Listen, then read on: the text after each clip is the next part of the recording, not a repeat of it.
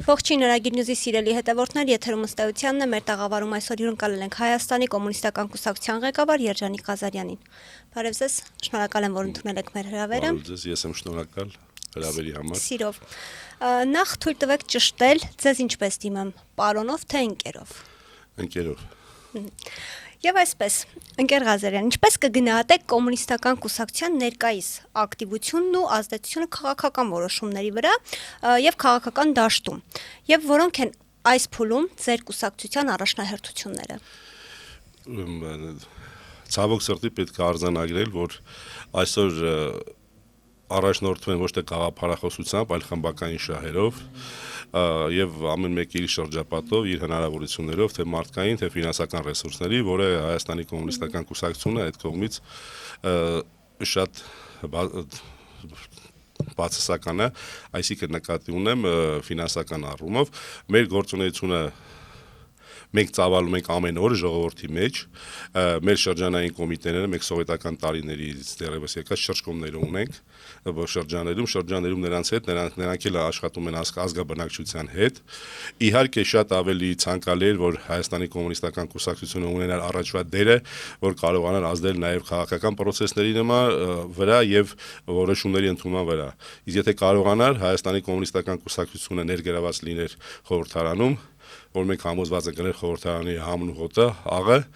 եւ նման որոշումներ ապազգային շատ ավելի քիչ կկայացվեին։ Մեզ մոտ հիմա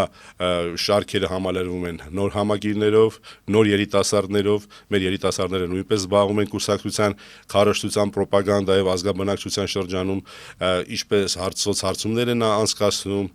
տեսանյութեր են նկարահանում, ներկայացնում են խորհրդային ժամանակը Հայաստանի պատմությունը, ներկա վիճակը եւ ապագան եւ մենք ինչ ենք առաջարկում։ Ասում եք դուրս եք գալիս հանրության մեջ, բայց կարծես թե հանրությունը այդքան էլ ծանոթ չէ ձեր գործունեությանը, չգիտի կուսակցության անդամներն ովքեր են։ Դա մեր բացթողումներից մեկն է, որ հանրությունը այդքան քաջածանոթ չէ մեր գործունեությանը, մեր գործունեության բնույթը մի քիչ ու ավելի ուրիշ է, որովհետև հրապարակային չի եղել, որը միշտ եղել է քրտնական աշխատանք շրջանում, ժողովրդ ազգաբնակչության շրջանում, բայց արդեն տեղում դեմարդեմ ելնելով դրանից մենք չունենք ամբիոն խորհրդարանում, բացի այդ նաև ներկայացված չենք տարբեր տեղերում, ելնելով նրանից, որ հեռուստաընկերություններն էլ եթե հրավիրում են կամ իշխանապետ պետքա լինես կամ ընդդիմադիր, իրենք էլ հրավիրել միշտ իրենց իմացած մարդկանց եւ դրա մեջ մենք չենք եղել։ Մենք էլ ինչ միջոցառումներ արել ենք, եթե բրուսաբանել են, աշխատել են հնարավորինս իրենց գործատուի կարգադրությամբ ցույց տալ այնքանով, որքանով։ Կախված է նաև դրանից։ Իհարկե մենք էլ ունենք նաև մեր մեղքի բաժինը, քանի որ շատ ավելի ակտիվ չենք եղել։ Դուք կոմունիստական կուսակցության ներկայացուցիչ եք։ Հիմա էլ եք ցկտում պրոլետարիատ դիկտատուրայի։ Կբացատրեք նաև, եթե այո, ինչ է դա։ Իհարկե, պրոլետարիատի դիկտատուրան դա ժողովրդի իշխանությունն է։ Ժողովրդի իշխանությունն է իշխանության հանդեպ, քանի որ խորհրդային տարիներին երբ որ ձևավորվել է խորհրդային համակարգը, դա դիկտատուրան նշանակում էր դա բանվոր դասակարգի իշխանությունը եւ բանվոր դասակարգի իշխանության համար ստեղծված էր բոլոր պայմանները, այն ժամանակ կապ չունի դու գիտնական ես, կատվորուի ես, հողագործ ես, թե բանվոր ես, դու հնարավորություն ունես ըստ եթե դու ունեիր համապատասխան որակները, դու կարող ես դառնալ ընդհանուր միջև գերագույն խորհրդի падգամավոր։ Դա եղել է սովետական տարիներին, հիմա դուք մանգակ միևնույն չեք գտնի մեկ կատվորուհի կամ մեկ հողագործ կամ բանվոր, որ այսօր ազգային ժողովի падգամավոր է։ Տեսնում ենք, որ ներկայումս իշխանությունը արշավ է սկսել եկեղեցու դեմ, թիրախավորում է եկեղեցին, հոգևորականներին, դուք էլ վերջերս տեսանյութ եք հրապարակել Գյումրի 7 վերք եկեղեցուց, գրելով, որ եկեղեցին դարերով պահել է ազգը, երբ պետություն չկար, կար հավատը, լեզուն, ինքնությունը։ Ծանոթ եք նույն եկեղեցու վերաբերյալ Ստալինի եւ Լենինի գրածներին։ Ուրեմն մենք ամեն ինչին էլ ծանոթ ենք, ժամանակին կոմունիստական կուսակցությունը տվել այդ հարցերի պատասխանները, ավելին ասեմ ընդཐུպ Ստալինի ժամանակ 39 թվականից, երբ որ կարգավորել է հարթվել է անհամաձայնությունները 39 թվականից, նաև արդեն թողնել է նաև եկեղեցին եղել այն ժամանակ էլ ինչ եղել կառուցվել են մշակույթի տներ, եղել է դպրոցներ եւ այլն, հասկանում եմ դուք ուր եք տանում, բայց նույն չմոռանանք Ստալինը, որ ուներ ծխական կրթություն, եկեղեցական կրթություն, այդ ամեն ինչին ծանոթ էր, դեռս պատերազմի ժամանակ նա Մատրոնա Մոսկովսկայանն էր հրավիրել դեպի Կրեմլում նաև գիշերը նաև իկոնան էին նաև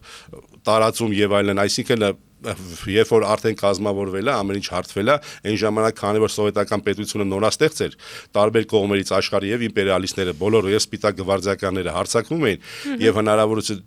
չկար երկիրը ժողովրդին պահելու։ Նրանք էլ մտածել են, որ այդ չկարողանան պահեն, իշխանությունը նորից կվերցնեն բուրժուազիան հարուստները, ելնելով դրանից նրանք սապոտաժ էին անում, իսկ ոչ մեկի համար գաղտնիք չէր այն ժամանակ, որ եկեղեցական պատկան հողերը, կալվածները, բոլորը պատկանում էր եկեղեցին։ Իսկ այդ ժամանակ եկեղեցականները նաև մանր միջին բուրժուազիայի շահերն էին պաշտպանում եւ այդ կալվածներն ունեին ցորենը, ունեին կարտոֆիլը, միսը եւ այլ ամենաշատ իրաց մոտ նրանք պահում էին, չէին տալիս։ Դա սաբոտաժ էին անում ելնելով դրանից։ Բայց ամեն ինչ կարգավորվել է, ամեն ինչ եկել է իր տեղը եւ նորմալ աշխատել է խորհրդային տարիներին եկեղեցի պետություն անջատ փոխվել է այս համատեքստում։ Իհարկե փոխվել է եւ առավել եւս 90-ականներին կուսակցությունը հասկանալով ցած ու չորը որ խառնվել է իրար, կուսակցությունը արդեն ինքն է հետեւություններ արել եւ մեր կանոնադրության մեջ էլ կա մեր ծրագրում էր Հայաստանի կոմունիստական կուսակցությունը ընդունում է հայ առաքելական եկեղեցին եւ պաշտպանում է հայ առաքելական եկեղեցուն աղանդավորական մնացած շարժումներից, քանի որ ելնելով նրանից, որ եկեղեցին, երբ որ ինչպես դուք մի քիչ առաջ նշեցիք, դարեր շարունակ երբ որ չենք ունեցել պետականություն, եկեղեցին է պահել, ժողովրդին կրթել է, լեզուն է պահել, մշակույթն է զարգացրել եւ ազգապահպան գործունեություն է ծավալել եկեղեցին։ Իհարկե մենք հասկանում ենք, միգուցե իրանք ունեն խնդիրներ եկեղեցին իրենց մեջ, բայց դա պետության խառնվելու գործը չի, նրանք իրենց մեջ գտնում են ավելի ճիշտ կլինի իրենց հարցերը կարգավորեն, այլ ոչ թե եկեղեցի խառնվի, այս հայտարարակ իրավիճակում, որ այսօր հայտնվել է եկեղեցի իշխանություն այդ հարթակում։ Ո՞րն է Կոմկուսի դիրքորոշումը եկեղեցու դեմ այս արշավի վերաբերյալ եւ ինչպես Փաշինյանն է ասում, այսպես ասած բարենորոգման մասով եկեղեցու։ Ես նոր մի քիչ առաջ ձեզ ասացի, մեր դիրքորոշումը մենք դատապարտում ենք իշխանության կողմից ոտնձգությունները հայ առաքելական եկեղեցու նկատմամբ, վեապարի նկատմամբ, սրբազաների նկատմամբ, հավատացյալների նկատմամբ եւ ընդհանրապես բոլոր նաեւ քաղբանտարկյալների նկատմամբ եւ գտնում եք օր առաջ շինց ու գործերը պետք է վերացվեն, մարդիկ հնարավորություն պետք է ունենան իրենց գործունեությունը ծավալեն, ովքեր մեղավոր են պետք է իհարկե օրենքի առաջ պատասխան, բայց ոչ թե շինց ու կարած գործերով եւ պետք է իշխանությունն էլ հեռու մնա եկեղեցուց, քանի որ եկեղեցին հիմա նույնպես ազգապահպան գործունեություն է ծավալում։ Մենք հասկանում ենք, դա սկսվեց, երբ որ մայիսին անցյալ տարի վեապարը Շվեյցարիայում բարձրացրեց արցախցիների վերադարձի հարցը, դեռից նոր թափով այդ ամեն ինչը սկսվեց, քանի որ նրանք սկսել են դեռևս 19 թվականին նոր Հայաստան, նոր վեապար նման կարգախոսով ամեն դեպքում մենք դատապարտում ենք եւ գտնում ենք դա ոչ ճիշտ, առավել եւս ժողովրդավարական բաստիոն Հայաստանում։ Անդրադառնանք նաեւ Գյումրու համայնքապետ Վարդան Ղուկասյանի կալանքին, տևական ժամանակ է գտնվում այդ կալանքի տակ, ինչպես եք գնահատում Վարդան Ղուկասյանի վրա նկատմամբ հարուցված այս քրեական գործ եւ այստեղ տեսնում եք քաղաքական բաղադրիչ։ Միանշանակ տեսնում ենք քաղաքական բաղադրիչ, քանի որ նման բան հնարավոր չէր Վարդան Ղուկասյանի կողմից իրականացվել, քանի որ նա գիտեր, որ իր հետևում են ամեն քայլը բացառում է նման բան եւ նա ամեն դեպքում նա կայացած մարդը նա նման բան դրա կարիքը չի էլ ունեցել։ Դա շինց ու գործ է, այսօր էլ դատարանում մենք հուսով ենք, որ դա կփլվի, քանի որ նաեւ վկաները հարցակնվում են, նրանք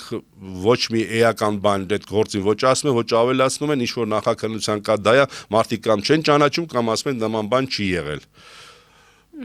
Եվ մենք հուսով ենք, որ արդարությունը կհաղթանակի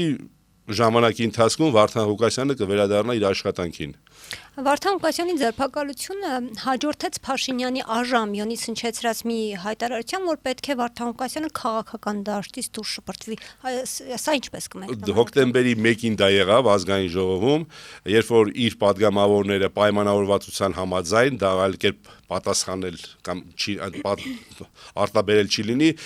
հարց ու պատասխանը պայմանավորվածեցին, այլ այդ հարցին պատասխանեց, դա նախորդ պայմանավորվել էր, պայմանավորված հարց էր եւ նրանք, որովհետեւ Վարդան Ղուկասյանը ընդդիմադիր քաղաքապետ է, Հայաստանում այսօր երկրորդ քաղաքն է, որտեղ կա նաև ռուսական 102-րդ բազա, բացի այդ նա ունի ընդդիմադիր կեցվածք Վարդան Ղուկասյանը, պայքարում է, բացահայտում է, իշխանության դեմ է, իսկ իշխանությունը դուք գիտեք, որտեղ ով իր դեմն է, իր քիմքին հակառակ ոչ դուրեկան արտահայտություն անում, նրանք գործ են կարում, փակում են։ Շատերի գնահատման Վարդան Ղուկասյանը ազգային բուրժուազիայի ներկայացուցիչ է։ Ինչպես կարող էր այդ դեպքում Վարդան Ղուկասյանը կոմունիստական կուսակցության ցուցակով ընտրվել համայնքապետ։ Ուրեմն ասեմ ձեզ, Վարդան Ղուկասյանը միշտ աշխատող է եղել, գործարար է եղել, նա միշտ աշխատել է, իր աշխատանքով իրենք իրենց ընտանիքով Կերդաստանով հասել են դա այն վիճակին, ինչ որ այսօր նրանք ունեն, եւ բացի այդ Հայաստանի կոմունիստական կուսակցությունը միշտ պաշտպանել է Վարդան Ղուկասյանին, Գյումրու քաղաքային կոմիտեն, ինչպես նաեւ կենտրոնական կոմիտեն իր բյուրոյի որոշմամբ, այն ժամանակ դա կուսակցական ցուցակով չէր, այն ժամանակ կարար անհատը առաջադրվեր պաշտպանեն, եղել է դենց, իսկ հիմա որ օրենքը փոխվել է, դարձել է նաև որպես կուսակցության պետք է առաջադրվել եւ Վարդան Ղուկասյանն իր հարցազրույցներում ասել է, քանի որ Հայաստանի կոմունիստական կուսակցությունը դա միակ կուսակցություն, որի հետևից ոչ մեկի ոչ ականջներն էր երևում, ոչ էլ ինչ որ մեկին ենթարկում էր ինքնուրույն քաղաքականություն վարող ուժեր, որը չկարողանա թելադրի, որովհետեւ նա այն անձնավորությունն է, նա ինքը գտնում է ճիշտը, նա դա կատարում է, իշա իր քաղաքի, իշա գյումրեցիների։ Այսինքն այստեղ հակասություն չկա, որտեվ շատերը նույնիսկ այսպես մի փոքր բարդ համեմատություն են անում բուրժուազիայի ներկայացուցիչ եւ կոմունիստական կուսակցության այսպես ցուցակով համայնքապետ դառնալը, ասում են օրինակ համահունչ է, օրինակ թուրքը դառնա ինչ որ Հայաստանի ինչ որ քաղաքի քաղաքապետ։ Ուրեմն դա համեմատությունը տեղին չի հաստատ, ուրեմն Վարդան Ղուկասյանը ամենալավ ազգին նվիրված հայրից մեկն է, դա համատեղելի է նրան համեմատել թուրքի հետ։ Չէ, Վարդան Ղուկասյանին չեն համեմատում, իրավիճակը զուտ բուրժուազիայի ներկայացուցիչ ազգային եւ կոմունիստական կուսակցության այսպես ցուցակով համայնքապետ դառնալ։ Ես հարցին պատասխանեցի, որ նա բուրժուազիայի խոշոր ներկայացուցիչ չի, նա գործարար է, իսկ գործարար չի նշանակում նա չի կարող ինչ-որ մի կուսակցության հարել իր գաղափարներով եւ այդ կուսակցության հետ քայլել առաջ։ Հայաստանում կան գյուղերի փողոցների անուններ, որոնք կոմունիստների այսպես անուններով են կոչվում, հա, կան գյուղեր փողոցներ, որոնք պայքարել են Հայաստանի անկախության դեմ։ Այս մասով ինչ կարծիք ունեք դուք, պետք է այդ անունները փոխվեն, վերանվանվեն, թե պետք է շարունակեն այդ անույն անունները կրել։ Նախ մենք գտնում ենք առաջերտին պետք է ժողովրդի կենսամակարդակը բարելավել, այդ փողոցների անուններով չի որ որոշվում է, եւ այդ փողոցների վրա միլիոնավոր դրամներ ծախսել, անվանափոխություններ կատարել է, այսինքն ուրիշ գործ չունեն, ուրիշ անելիք չկա Հայաստանում, ամեն ինչ լավ է, հիմա մնացել է անցել են անվանափոխության հետ, անվանափոխելուն։ Անվանափոխեցին Ամիրյան փողոցը Վռամշապու արքայի արդյունքում, տեսամ դա իմաստ չունի, միևնույն է ժողովուրդը որպես Ամիրյան փողոց է ճանաչում, դրա համար նորից փոխեցին անունը, հետ նորից դրեցին Ամիրյան փողոց։ Ինչ մնում է հեղափոխականներին իրանց կյանքն են տվել նրանց մեծ մասը։ Նրանք այդ հեղափոխությունը չեն էլ տեսել, այդ գաղափարի համար նրանք պայքարել են, գաղափարի համար զոհվել են։ Շատերը բանտերում, վաքսորներում կամ գնդակահարել են, ձորից են գցել։ Այդ մարդիկ չեն տեսել, իրանք պայքարել են վեր գաղափարների համար, ժողովրդների բարեկամության համար, եղբայրության համար, սոցիալական արդարության համար։ Իսկ այդ ժամանակ Հայաստանում եւ ոչ միայն Հայաստանում, աշխարհում եղել է կապիտալիստական համակարգ էր, գաղութատիրական համակարգ, որը չնայած մինչև այսօր շարունակվում է, ինչպես նաև դեռևս նոր իմպերիալիզմ էր ձևավորել, իմպերիալիստական այդ ժամանակաշրջան էր, պետություններ էր, պատերազմներ էին գնում, այդ ժամանակահատվածն է։ Իրանք պայքարել են վեր գաղափարների համար, իրենց նպատակների համար։ Իսկ նպատակների գաղափարների համար, պայքարի համար մարդկանց ոչ գնդակահարում են, ոչ էլ մարդկանց փոխում են կամ անուններն են փոխում կամ փակում են բանտերում, ինչպես անում է այսօրվա իշխանությունը։ Լենինը ասել է, որ անհնար է էվոլյուցիոն ճանապարհով հասնել իշխանության, պարտադիր պետք է հեղափոխություն լինի։ Հիմա էլ եք այդ կարծիքին, կիսում եք այս Իհարկե, եթե հասկանալի է Հայաստանում իհարկե պետք է իշխանությունը փոխվի սահմանադրական կարգով, բայց եթե իշխանությունը ժողովուրդը կատարում է իր ընտրությունը, հասարակությունը, բայց արդյունքը չի տեսնում, այսինքն իշխանությունը պահում է իր իշխանությունը տարբեր մեթոդներով կամ ՄԱԿ-ի նաև համապատասխան որոշումը, եւ ժողովուրդները կարող են իրանք իշխանությունը վերցնել նման ձևով իրենց ձեռքը, երբ որ իշխանությունը իրենցն է, իրանք իշխանության են եկել ընտրություններով, օրինական ժողովրդավարական ճանապարհով, եթե կարելի է այդպես ասել, Հայաստանում ոչ մի ժողովրդավարություն չկա, դառնում արդեն գնում է դեպի բռնապետություն, մեկ անձի Բայց ասում եմ ժողովրդավարության բաստիոն է։ Ժողովրդավարության բաստիոնն է, դրա համար էլ այդքան քաղ բանտարկյալներ ունենք, եկեղեցու դեմ հալածանքներ։ Արդարադատության նախարարը մի քանի անգամ հայտարարել է, որ Հայաստանում քաղ բանտարկյալներ չկան։ Իհարկե, ինչ պետք է ասեին։ Պետք է ասեին կար, որ ասեին կար, իրենց տերերը մտածում են կարող է հանկարծ խոսան ասեն, ինչի՞ է տենց, միգուցե, բայց իրանք առաջնորդվում են 8-ակի չափանիշներով, նույն իրենց տերերը Եվրոպան, Արևմուտքը։ Մեր շուննա, բայց մեր շուննա, այսինքն վատնա, բայց մեր վատնա, իսկ իրանք այդպես են, որտեղ իրանց մարդնա,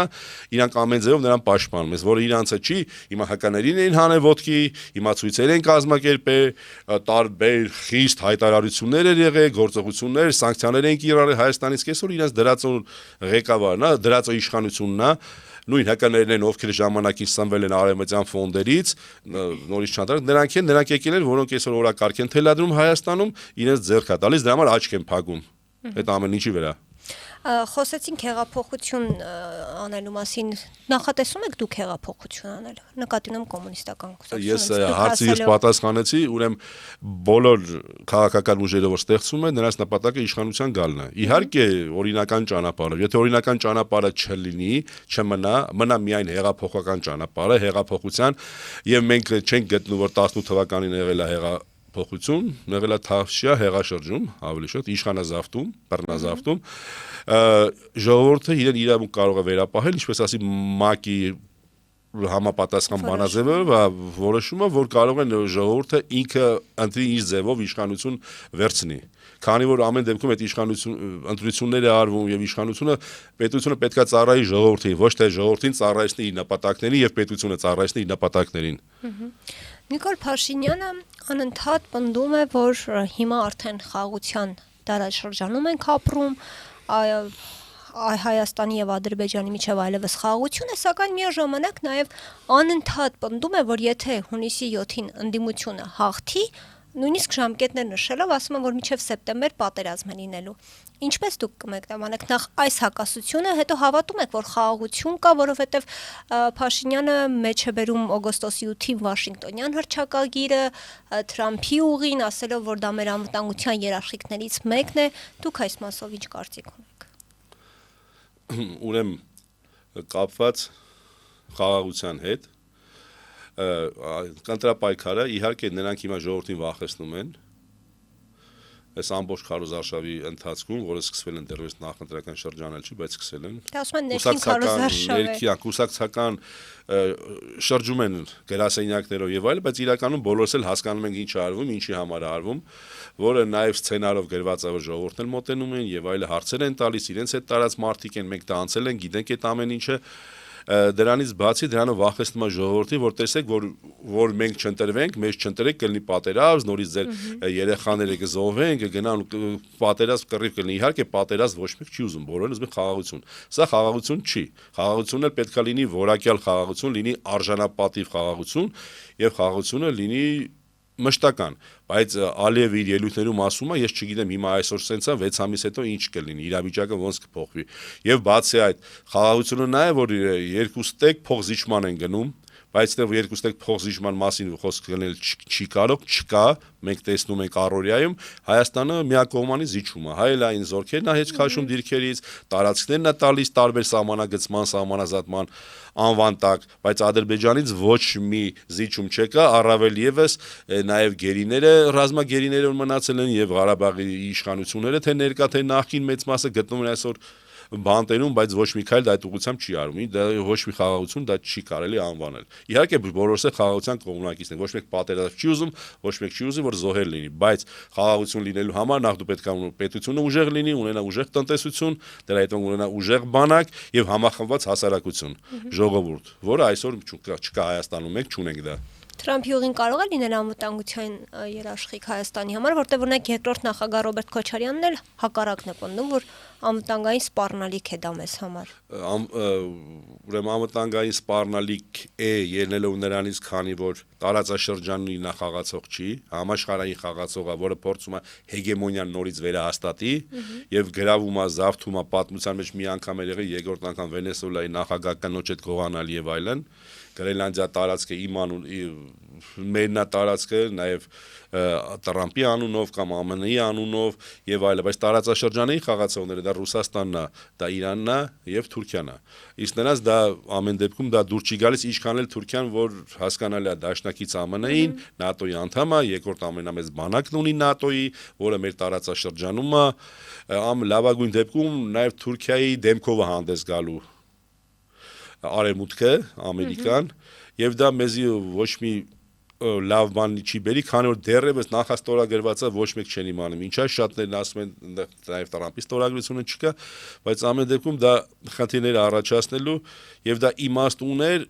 Ադրբեջանն ու Թուրքիան անվանում են Զանգեզուրի միջած այն ժամանակ, երբ որ կար Ղարաբաղը, երբ որ կար Լաչին, ինչու դիմաց տալ, բայց դե ոչինչ չկա եւ դու այդ ճանապարհը տալիս ես նրանց, ինչ անուն ուզում ես դիր, երթուղի եւ այլն, առավել եւս հայ սահմանապահները չպետք է Երևան, ադրբեջանցիները եւ բեռները պետք է գնան, անխոչոտոտ գան, իսկ ինչ կա մեքենայում կլինի մարդկային տրաֆիկ, թե տրաֆիկ թե եւ այլն ամեն ինչ դա անվերահսկելի կլինի, իսկ 74-26-ն էլ դա նույնպես հասկանալի է, 26 Հայաստանում շատ քիչ բան է մնում, եթե ինչ որ մի բան մնում է, առավել եւս հայ ժողովրդի համար, ոչ թե պետության կամ իշխանության համար, մեկ անգամից հիշեցնենք, որ իշխանությունը պետությունը պետք է ծառայի ժողովրդին, ոչ թե ծառայեցնի ժողովրդին իր նպատակներին, եւ 74%-ը դա կարող է արտապատվիրակել շատ մեծ հաջողությամբ, թեթև ձեռքով այլ ընկերությունների, դա կարող են լինել տարբեր, նույն կարող է թուրքական ընկերություն լինի, ադրբեջանական, կարող է բրիտանական ընկերություն լինի, ոնց որ Ամերիկա բանկը Վրաստան բանկին վաճառեցին, բայց դե բաժնետերերը պարզվեց նաև կան ադրբեջանցիներ, կան թուրքեր եւ տոկոսային հարաբերությամբ նաև Հայաստանին կլինի, որ այսինքն իրենք էլ են մասնակցություն ունենալու այդ ամեն ինչին, իսկ Հայաստանը դե օգուտ չի, դա վնաս է, միայն վնաս է դե Հայաստանը։ Դա նման խոսակցությունը դեռևս եղել են խորհրդային ժամանակներին, բայց ի պատիվային ժամանակվա Հայաստանի ղեկավարության, Կարեն Դեմիրճյանի գլխավորությամբ, նրանք կարողացան համոզել խորհրդային միության ղեկավարությանը գլխավոր Մոսկվային, որ պետք չէ ճանապարհը։ Այն ժամանակ Ալիևը այդ ճանապարհը այն ժամանակ էլա ցանկացել մեղրին ճանապարհն ասում էր դուր ինչ ուզում ես կտամ լրիվ Ղարաբաղն էլ կտամ ձեզ եւ այլն բայց Հայաստանի աշխարհաքաղաքական դա է իմ Հայաստանը այդ տարածքով է որ աշխարհաքաղաքական գործոն էր հիմա վերածվեց ցավոք գործիքի այսինքն մենք սուբյեկտ ենք մեր այդ հաշվի են նստում այս 8 տարվա վարած սխալ քաղաքականության արդյունքում մենք արդեն վեր ենք ածել օբյեկտի մեր տեղը որոշում են միայն մենք խուլ համրի նման խելոք հես կատարում ենք ուրիշների ասածը Մոտենում են խորհրդարանական ընտրությունները կոմունիստական կուսակցությունը ինչ ձևաչափով է մասնակցելու այդ ընտրություններին քննարկումներ կան դաշինքներ արդյոք այլ քաղաքական ուժերի հետ քննարկումներ իհարկե կան որոշում դեռևս չունենք մասնակցելու ենք միանշանակ ձևաչափը կորոշենք առաջիկայում իհարկե ցանկալի էր որ մենք ինչպես Գյումրիում ենք մասնակցել նաև ամբողջ հայաստանյան ընտրություններին էլ մասնակցենք Վարդան Ղուկասյանի գլխավորությամբ տեսնենք իրավիճակը ոնց կզարգանա բայց մասնակցելու ենք միանշանակ իսկ ձևաչափն էլ տեսնենք ելնելով ստեղծված իրավիճակից ինչ ձևաչափով կմասնակցենք առանձին կմասնակցենք դաշինքով կմասնակցենք ինչ որ կուսակցության կազմում կամ ամեն դեպքում դեռևս դա որոշված չի ելնելով ստեղծված իրավիճակից տեսնենք առաջիկայում զարգացումները դեռևս մինչև ամսի 23-ը ժամանակ կա 13-ից 23-ն առաջադրումը Որոնք են այն կարմիր գծերը, որոնց դեպքում համագործակցությունը բացառում եք ինչ-որ։ Համագործակցությունը բացառում ենք մենք արևմտամետ ուժերի հետ, ովքեր քննադատելու են հայ-ռուսական հարաբերությունները, ովքեր ամեն ինչի մեղավոր համարում են Ռուսաստանի, քաջ գիտակցելով դա այդ ամեն ինչում մեղավոր արևմուտքն էր, այսինքն թուրք-բրիտանական տանդեմը, որի մեջ նաև Ադրբեջանն ու Իսրայելն էին։ Նաև այն ուժերի հետ, որոնք փնովում են խորհրդային հասարակարգը, բայց չենք բացառում այն ուժերի հետ, ովքեր որ այսօր կանգնած են Հայաստանի պետականության պահպանման համար, ովքեր կանգնած են ժողովրդի սոցիալական վիճակի բարելավման համար կոչված են, ովքեր փորձում են քայլեր ամեն դեպքում իրենց ծրագրերում ունեն, եւ ովքեր գտնում են, որ հայ-ռուսական հարաբերությունները այստեղ ոչ թե ռուսամետությունն է, ամենահայամետ կուսակցությունը մենք ենք, քանի որ այսօր մեր գերբի վրա է Մասիս Սարը Արարատ լեռը, պահանջատիրությունը մերն է։ Միջև այսօր է մնացել է մեր կուսակցության վրա, չնայած իշխանությունը հանելը արդեն ազնագրերի մեջ էլ կնիքը չի դրվում։ Այսինքն արդեն մեր լեռն էլ արագած լեռն է, բայց մերը դա մնում է եւ բաց այդ 70 տարում Հայաստանը աղառելի հասել է նվաճումների, հասել է այդ ժամանակահատվածում։ Ովքեր դա չեն մերժում, ովքեր կանգնած են թե նաև եկեղեցու կողքին, կանգնած են ժողովրդի կողքին, սոցիալական վիճակը, սոցիալական արդարության կողմից, կողքին Հայաստանը որպես Հայաստան մնա, անվտանգ Հայաստան, լինի աշխատատեղեր, իրական աշխատատեղեր եւ հաստատված, ոչ թե համարացում մեջ այսօր ոնց որ գրված է, ունի աշխատանքի իրավունք, պետք է ապահովված լինի աշխատանքով եւ պետքա լինի սոցիալական արդարություն միանշանակ, չպետքա լինի այս բևեռացումը, որ աղքատներ, չափազանց աղքատներ գոյություն ունի միջին խավ եւ մեծահարուստներ Հավատում եք, որ ընտրություններով հնարավոր է իշխանափոխության հասնել, հաշվի առնելով, որ Նիկոլ Փաշինյանը բացահայտ ունի արտաքին աջակցություն, նախ ԱՄՆ փոխնախագահ Վենսը ասաց, որ ընտրություններում աջակցում է Փաշինյանին, Հական Ֆիդանի հայտարարությունը փաստացիելի աջակցություն Փաշինյանին, կարող ենք այս արտաքին աջակցության ներքո հեռացնել Նիկոլ Փաշինյանին։ Ուրեմն իհարկե մենք հասկանում ենք նրա արտաքին ուժերով պաշտպանում են այն ուժերը, ովքեր իրենց 18 թվականին բերել են իշխանության, նշանակում է Մավրը դերևս չի կատարել իր գործը լրիվ վերջնական, պետք է միջև վերջ կատարի եւ դրա համար նրանք պաշտպանելու են իրենց դրածոյին։ Նրա հետ պայքարելը իհարկե դժվար է, բայց բոլորիցս պահանջվում է համախմբվածություն, միասնականություն, ոչ թե ցավոք սրտի այսօր ես տեսնեմ ընդդիմադիր ուժերը իրար են կրծում, պետք է համախմբվել, ամեն դեպքում այս պահին գոնե պետք է տարաձայնությունը մի կողմ թողնել, մտածել ոչ թե անձնական ունեցվածքի, անձնական եսի, պաշտոնամոլության, կարիերայի մասին, այլ երկրի փրկության մասին, ժողովրդի փրկության, Հայաստան որպես պետություն այդպեսին մնալու, քանի որ կարող է ժամանակի ընթացքում այլևս Հայաստան չլինի, այս իշխանության վերարտադրությունից հետո որոշակի ժամանակահատված անց։ Իսկ պատերազմով ով էլ որ միշտ վախեցնում է, պատերազմ բերող ինքն է եւ իր ժամանակը եղել 3 անգամ պատերազմ, շատ կուզենայինք հաղթանակած լինենք, բայց այս ժամանակվա, որը միջև այսօր էլ կա, այդ ռազմաքաղաքական ղեկավարության սխալ վարած քաղաքականության եւ դիրքորոշման ու կողմնորոշման պատճառով ցավոք սրտի մենք այսօր ունենք այն, ինչ որ ունենք, միայն կորուստներ, Արցախի լրիվ կորուստ, Հայաստանից տարածքների տրամադրում գնալով Հայաստանը փոքրանում է եւ այս իշխանության վերարտադրության դեպքում ավելի է փոքրանալու, նորից տարածքներ են տրվելու Իսկ ինչ մնում է Վենսը, իհարկե, քանի որ ես արդեն կրկնեցի, ծրագրերը իրանք պետք է իրականացնեն, իր միջոցով պետք է իրականացնեն, ուրիշ ղեկավար կա կարող է չհամաձայնվի։ Չհամաձայնվի եւ չլինի։ Իսկ մենք գտնում ենք, որ ավելի լավ էր, ինչքան էլ վատ լինելով հանդերձ, ավելի լավ էր նոյեմբերի 9-ի փաստաթուղթը լիներ, քան 22 թվականի հոկտեմբերի 6-ին Գրենադայում այսինքն Պրահայում, որ հայտարարվել է Ադրբեջանի անբաժանելի մաս,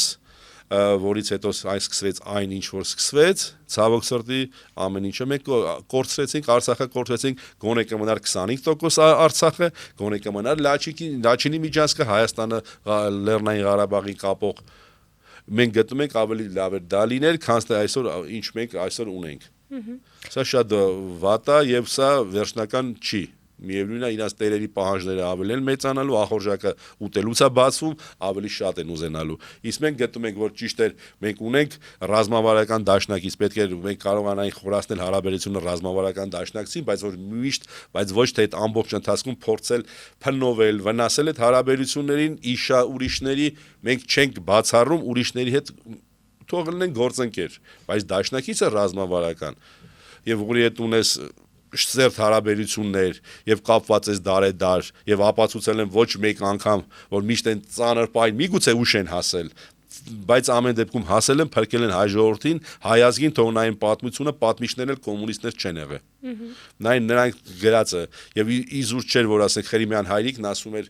շերեփը երբ որ բարձրացնում ենք, ծակեր մեր շերեփ բարձրացնում ենք, որ ծակեր մեր բան չեն մնում, սա տարել էր Եվրոպաներում։ Այդքան շրջագայելուց հետո, որ ասում թեքվեցինք մեր հայացքը դեպի հյուսիսը որ թեքեին հայացքը, նոր ռազմավարական նոր Հայաստանի անվտանգային ռազմավարություն կմշակվի նույն հյուսիսի բարեկամի հետ։ Ելն եմ ասում չբացառեմ նրանց ոչ ի հաշիվ Ռուսաստանի, ոչ ի վնաս Ռուսաստանի, կարելի է մնացածի հետ էլ ունենալ հարաբերություններ։ Եվ Հայաստանը անհամեմատ շատ ավելի անվտանգ լիներ, քան այսօրվա այս վիճակում է գտնվում։ Եվ վերջում ամփոփելով զրույցը նախորդին Նիկոլ Փաշինյանը այցով Մոսկվայում էր իր նախաձեռնությամբ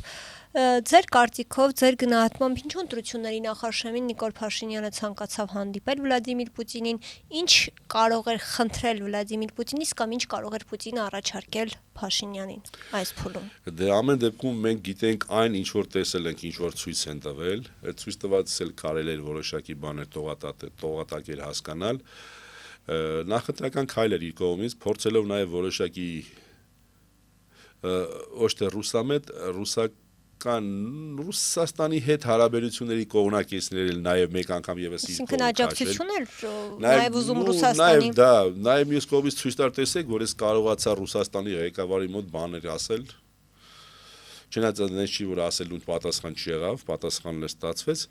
դա նույնպես էլեկտորատի վրա ազդելու միջոց էր ինչպես նաև իհարկե շոշափելու նաև Ռուսաստանի տրամադրությունները Հայաստանում կայանալիք ընտրությունների Ռուսաստանը մեկ անգամ չի որ ասել է որ Հայաստանի իշխանության ձևավորումը եւ այլն դա ժողովրդի ընտրությունն է ժողովրդի ընտրության ձևն է եւ ժողովուրդը ում կընտրի իրենք պատրաստ են ապատասխան նայել համապատասխան ձևով աշխատելու կապ չունի ինչ դիրքորոշում կունենա կարևորը հայ-ռուսական հարաբերություններն են իրանք լավ հարաբերություն են հայ ժողովրդի հետ իսկ իշխանության հետ ելնելով իրավիճակից կհամագործակցեն իշխանության հետ նա իհարկե տնտղում էր այդ հարցերի պատասխաններ էր ուզում ստանալ, որը ստացավ, որը չստացավ, նախընտրական հիմա կփորձեն շոուն, մեծ մասն է կարող ասի տեսակ, ինչ պատասխան տվեց Պուտինին տղավարի մնացած ով կարար, մնացածը սա են նայն, բայց արդյունքում հարցերը մեկ անգամ եւս հստակեցվեցին, նույն ձևի հստակեցվեց Եվրոմիություն եւ Եվրասիական տնտեսական միությունը, Հայաստանի կոմունիստական կուսակցությունը կողմնակից է նաեւ Բելարուս-Ռուսաստան միության Հայաստան իհարկե այսօր օրակարգում դա չկա մի պահ նաև ասում են դա ինքնիշխանության ովքեր խոսում են ինքնիշխանության պետության մասին է խոսքը միութենական պետության մեջ քանի որ Եվրոմիությունն էլ միությունը Ամերիկա Միացյալ Նահանգներ բրիտանական թագավորությունը միացյալ միևնույնն է այսինքն միության մեջ ոչինչ չկա ինչ որ մնում է հա վերպետական ճիշտ է վերպետական բոլորն է կառույց են այն նույն հաջողությամբ Եվրոմիությունն էլ վերպետական կառույց է եւ ինքն էլ ունի իր որոշումները իր հարցերը, իր խնդիրներն է, իրենք ոնց ասեն, այսինքն մեկը պետքա վերապահես պետության որոշակի դրույթները միևնույնն է պետք է վերապահվել։ Այսօր Եվրոմիության մեջ ոնց է, որ այդքան ուզում են գնալ նույն այդ Եվրոպան։ Ոնց է, որոշում կայացրեցին, ըստ այդ որոշումա դու պետքա շարժվել, չես կարող ոչ մի քայլ աճ, մի քայլ ձախ չես կարող անել։ Չես կարող շեղվել այդ ուղեցրից։ Շեղվելու դեպքում սանկցիաները եւ մնացած նաեւ ոչ համապատասխան ղեկավար, այսօր 1-2-ը կան Եվրոպայում ամեն ձևով փորձում են ազատվել։ Դա է, այսինքն, եթե դուք անում եք Եվրոմիություն, մեկ էլ ասում եք նման միություն ինչ տարբերություն դրա դերեք հանրակրվեի դա էլ։ Ինչի՞ն հասկացրեցիք, հա ձեր արևմտյան տերերին եք փորձում դուր գայք եւ նաեւ դրամաշրողն է շատ Հայաստան բերել, հա, եւ ինչի համար օգտագործել, դա էլ դեռևս հարց է։ Ելնելով դրանից մենք գտնում ենք, որ դա ճիշտ է, այսօր Բելարուսը իր անկախությունը չի կորցրել, ով ինչ ասի, ժողովուրդը ապրում է նորմալ եւ ամենակարևորը չի վերածվել Պլազդարմի, ցավոք սրտի, ինչպես վերածվեց Ուկրաինան Պլազդարմի արևմուտքի կողմից Ռուսաստանի դեմ պայքարում, ուկրաինացիների ձեռքերով, ցավոք սրտի, որովհետեւ ուկրաինացի ժողովուրդն էլ մեր եղբայրներն են, մենք նրանց հետ նորմալ հարաբերություններ ենք ունեցել, գտնում ենք ելիք ունենանք, բայց ոչ այն ռեժիմը, ֆաշիստա բանդերական ռեժիմը, որ այսօր գոյություն ունի, որը լսում է հլու հնազանդ կատարում է արևմուտքի բոլոր պահանջներն է կատարում։ Շնորհակալ եմ շատ զրույցի համար։ Խնդրեմ, ես եմ շնորհակալ։ Իմ հյուրն էր Հայաստանի կոմունիստական կուսակցության ղեկավար Երջանիկ Ղազարյանը։ Կհանդիպենք։